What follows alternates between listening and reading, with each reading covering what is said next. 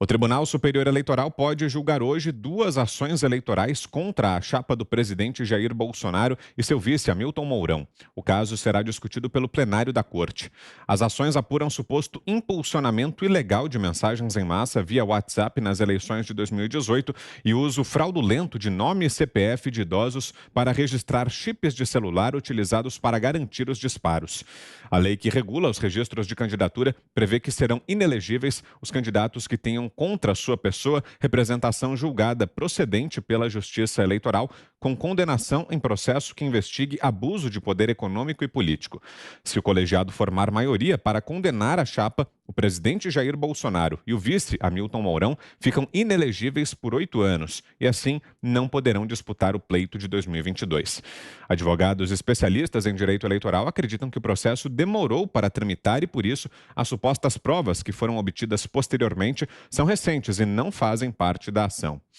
José Maria Trindade, você que vem acompanhando, né, Zé, desde que foram apresentadas essas ações, desde que começou esse caso aí no TSE em Brasília, o que esperar desse julgamento, quais as possibilidades, o que é que está em jogo aí nessa sessão? Começa daqui a pouquinho, né, do TSE em Brasília, Zé? O TSE começa sempre à noite, né? É uma grande armadilha. Recentemente, eu publiquei um texto aqui na Jovem Pan, né, lá nos colunistas, e até repercutiu muito, em uma fala minha aqui, repercutiu muito, viralizou, e aí todo mundo prestou atenção. Veja bem, são duas ações, ainda de 2018, campanha eleitoral. E por que só agora esse assunto vai à pauta? Porque guardaram exatamente esses dois processos contra a chapa Bolsonaro-Mourão, né? Isso já é estranho. O Tribunal Superior Eleitoral existe só para julgar crimes eleitorais, né? Só. E o presidente da República, o candidato a presidente, ele é julgado diretamente no TSE, ou seja, nem tem o primeiro turno. E sobraram essas duas ações. A história real é de que houve mesmo um impulsionamento, mas foram feitos por empresários de todo o país que não comunicaram a campanha do presidente. Ninguém sabia. E aí o que aconteceu? Não houve declaração na campanha desse gasto de impulso na internet. Mas veja bem, há uma regra de ouro nesses casos, que é o seguinte: o ilícito, a tentativa de ilícito tem que ser no sentido de desequilibrar o pleito, né? Ou seja, não é possível que este impulsionamento, né, tenha conseguido tantos votos que possa dar a vitória ao presidente Jair Bolsonaro. Esse é o grande debate no Tribunal Superior Eleitoral. Não há esse desequilíbrio. Isso não ficou comprovado. Mas, mesmo assim, o assunto vai ao plenário do Tribunal Superior Eleitoral. Não necessariamente será concluído hoje, mas começa hoje. A história que eu vi é o seguinte: a possibilidade ali do TSE caçar a chapa. Neste caso, o presidente Bolsonaro vai recorrer ao Supremo Tribunal Federal com efeito suspensivo, ou seja, ele continua no cargo. Então, não haverá o afastamento.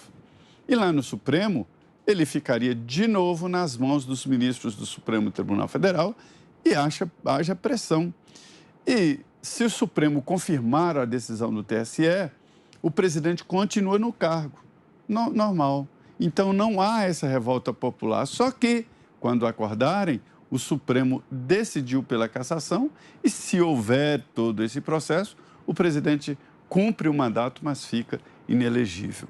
Outra história que eu estou assistindo e acompanhando no Tribunal Superior Eleitoral.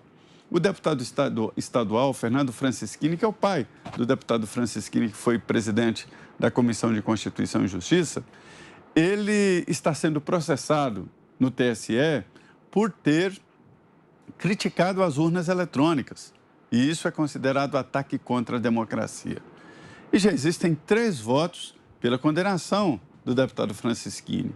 Só falta um. São 7 integrantes. E aí, vai pensar, mas agora, no final do mandato, é a possibilidade de condenar o deputado estadual Fernando Francischini, que foi deputado federal, né? E foi muito atuante ali na cassação da ex-presidente Dilma. Se ele for condenado, ele fica inelegível. E mais, passa a mensagem grave de que atacar, ou seja, criticar as urnas eletrônicas é crime contra a democracia, contra o processo eleitoral e passível de cassação. Veja como, juridicamente, estão armando uma barreira política no Tribunal Superior Eleitoral com possibilidade de ir ao Supremo Tribunal Federal. Cristina Grêmio, preocupante esse cenário desenhado pelo Zé, não, Cris? É preocupante, mas a gente, de novo, começa a relembrar fatos históricos relacionados a outras eleições e fica sem entender o que esses ministros do TSE vão tentar achar ali que possa eventualmente comprometer a chapa, né, Bolsonaro-Mourão, eventualmente até cassar o mandato do atual presidente, do atual vice-presidente, a pedido do PT. Vamos lembrar que são duas ações do PT que geraram esse julgamento que começa agora, deve estar começando aí, ou começou há poucos minutos, não sei bem, porque estava marcado para as 19 horas. O PT é aquele que, segundo um de seus membros, inclusive mais atuantes, o ex-ministro Antônio Palocci, em delação à Lava Jato, gastou 1 bilhão e 400 milhões de reais para eleger Dilma Rousseff em 2010 e 2014. 3 vezes mais do que o que foi declarado à Justiça Eleitoral. Palavras do Antônio Palocci na delação. E lembra que em delação, quem fecha a delação ali com a Polícia Federal, com o Ministério Público Federal, se compromete a falar apenas a verdade, sob pena de ir preso e ter uma condenação ainda maior justamente por ter mentido no momento em que deveria confessar os crimes. E ele confessa lá e diz que foi gasto 1 bilhão e 400 milhões de reais para eleger Dilma 2 vezes. Isso é 3 vezes mais do que o que foi declarado e infinitamente mais do que o próprio presidente Bolsonaro declarou ter gasto na campanha de 2018. A gente pode lembrar aqui que era 1 milhão e pouco lá que foi declarado. Ele quis devolver dinheiro do fundo partidário. Lembram que ele queria doar para a Santa Casa de Juiz de Fora, onde os médicos salvaram a vida dele depois da facada, e ele queria que aquele hospital fosse mais equipado para atender mais gente, queria demonstrar gratidão e devolver o dinheiro que ele tinha para gastar em campanha e não gastou. Então, o que o PT não se conforma é que um presidente da República, uma pessoa saída quase do anonimato, lá do baixo clero da Câmara dos Deputados, tenha conseguido se eleger com tamanha expressividade de votos, com tamanha popularidade entre seus eleitores, sem gastar dinheiro, porque o PT gasta sempre, desde sempre, rios de dinheiro, que hoje a gente sabe de onde tira, porque a polícia e a justiça e a própria procuradoria, o Ministério Público revelaram isso, e não consegue ter essa popularidade, está aí o ex-presidente Lula sem conseguir sair à rua.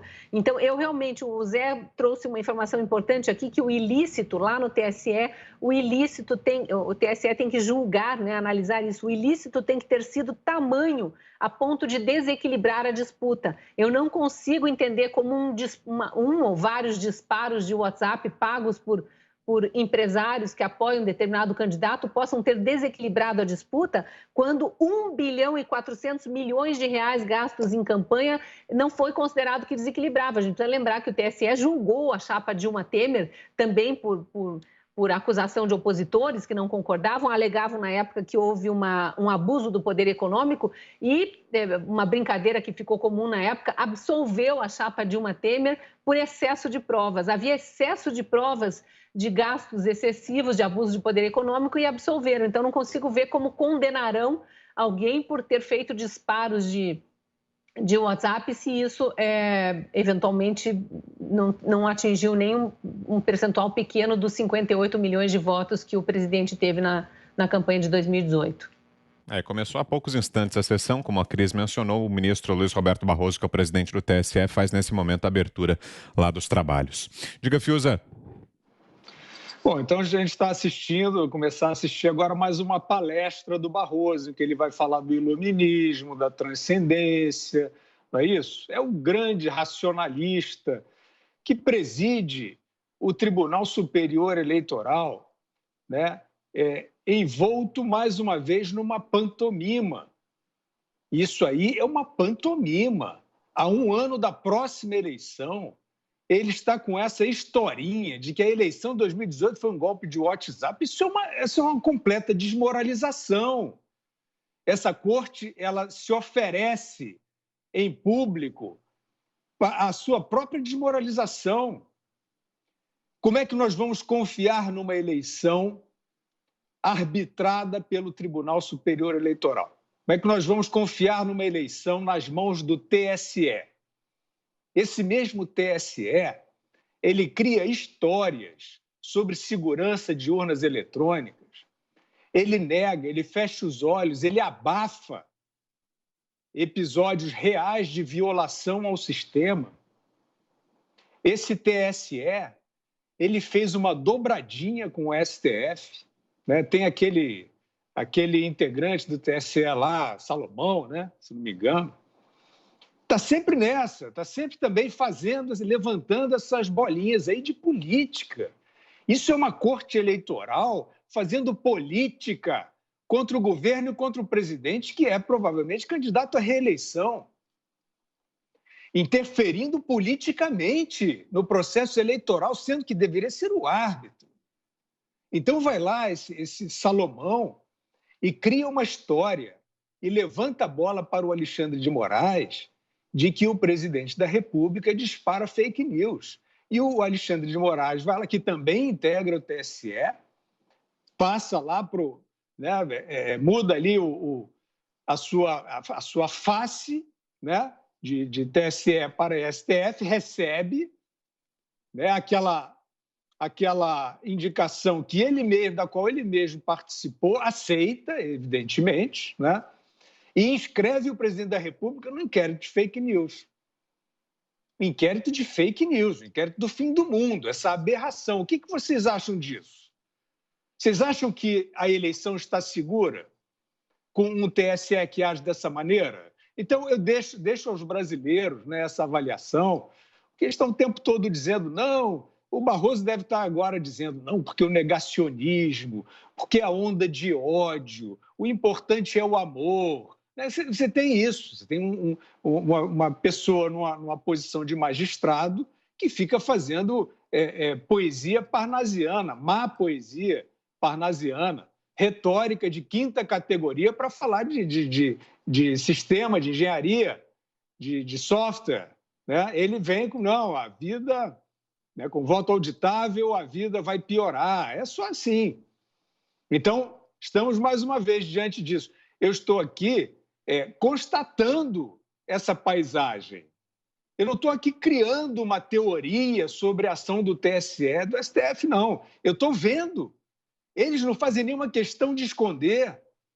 Eles se movem dessa forma histriônica, desinibidos, fazendo política contra o governo federal, que está envolvido na eleição, com o presidente envolvido na eleição.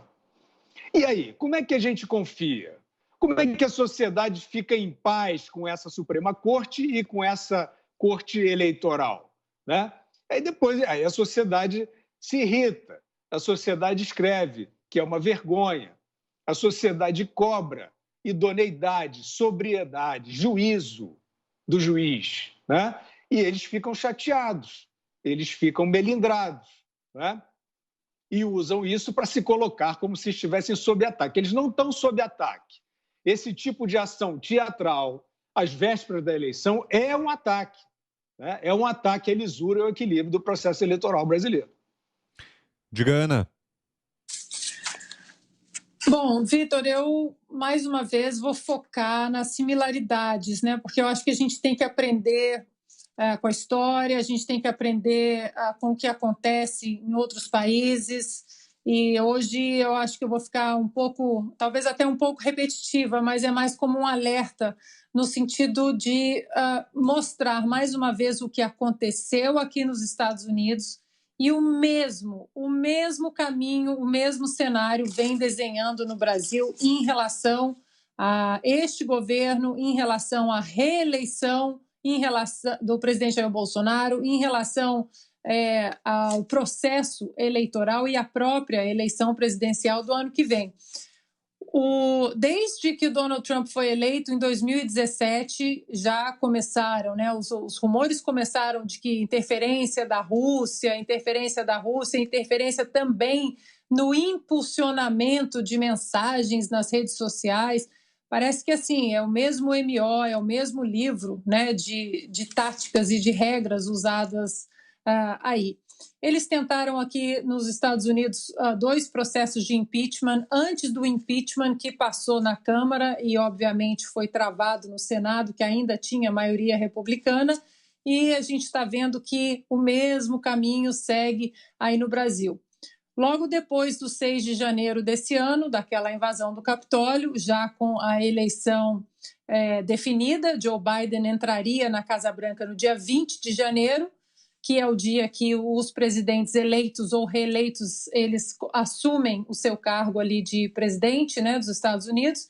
No dia 7 de janeiro, aí faltando 13 dias para Donald Trump sair da Casa Branca, no dia 7 de janeiro, mais uma vez os democratas tentaram entrar com outro pedido de impeachment, exatamente para que Donald Trump, cercando aí o Donald Trump de todas as maneiras para que ele não tivesse um cenário político muito confortável no futuro. E até hoje existe uma comissão aí, empurrada pelos democratas, da ala radical dos democratas, uma comissão sobre o 6 de janeiro, que quer, de qualquer maneira, colocar o nome do Donald Trump dentro dessa seara aí do 6 de janeiro e colocar mais um processo aí político para que Donald Trump não venha forte em 2024. Lembrando que 2022 há eleições dos midterms, né? Muitas cadeiras são trocadas na Câmara e também no Senado, e o cenário mostra que os republicanos têm grandes chances de tomar aí a Câmara e o Senado de volta com a maioria. Então, a gente vê que isso tudo não existe, da mesma maneira que não existiu uma derrota, né, uma admissão de uma derrota política em 2016, no Brasil foi a mesma coisa. Durante 4 anos aqui nos Estados Unidos, nós vimos aí ataques constantes, ataques políticos constantes para minar o campo político, o cenário político e o futuro político de Donald Trump, e a mesma coisa a gente vê acontecer no Brasil. A chapa Bolsonaro-Mourão aí provavelmente vai ser julgada, e se acontecer o que nós temos visto de uma corte e de aí um tribunal, né, superior eleitoral ser usado como mais um tribunal político, e por acaso Mourão e Bolsonaro ficarem inelegíveis em 8 anos, eu acho que isso vai ser um baita tiro no pé, vai mobilizar mais ainda a base eleitoral do presidente Jair Bolsonaro. Acompanhar agora para ver se mais um tribunal no Brasil vai sair da sua esfera institucional e partir para o ativismo, como a gente viu que não é muito difícil acontecer no TSE.